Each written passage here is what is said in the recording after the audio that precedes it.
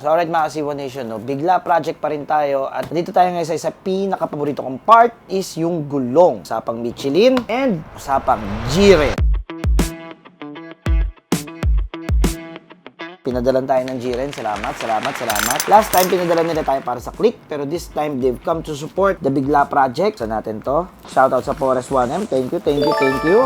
Hindi kayo nagsasawa, ah. Itong mugs na to is alloy mugs. So, alam nyo naman ng G-Ren, di ba? So, ito yung ginagamit ng mugs ng mga karirista natin. Pati gulong, oh. Malagkit. Tapos, ang ganda ng kulay ng mugs ng G-Ren na pinadala ngayon dito.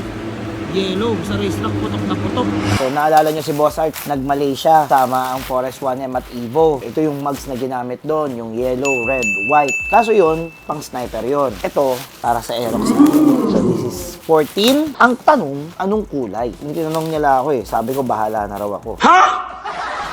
Op, yun! So, neon ang pinadala nila sa atin. Oh, shit! So, neon mugs ang pinadala sa atin ng G-Ren. 3.5. Lapad, pang likod yan. So, ito naman yung pang harap. Buti naman na-appreciate nila si Bigla, no, kung ano yung tunay niyang colors. So, yun pa rin yung pinadala nila. So, ito naman yung stock. Oh, ang bigat. Ito naman yung G-Ren. Pansin ko agad yung pinagkaiba. Malaki na yung pinagkaiba. Timbangin naman natin yung sa Aerox. So, meron tayong stock. 4 kilos. Almost. So, ito yung stock. Ito naman yung front ni G-Ren. Uy, wow. So, halos 500 grams yung difference. Ito naman yung rear. Ang bigat.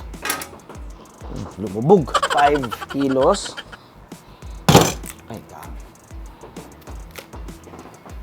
oh, ang laki ng difference ng rear. So, almost 1.8 kgs yung difference nila. So, yun yung difference niya. At gaano kabigat ang 1.8 at 1.5 or 1.6 kgs? Testingin natin, ha.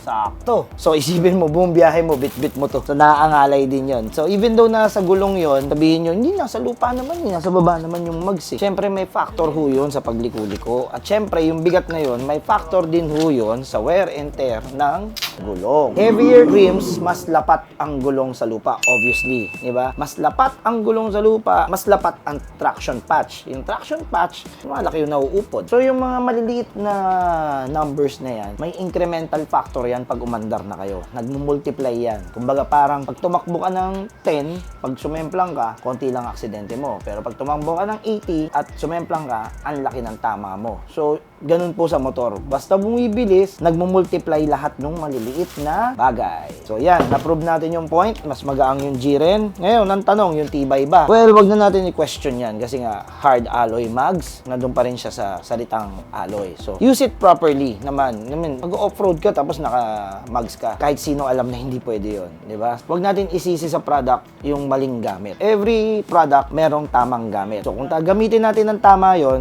mas may enjoy natin.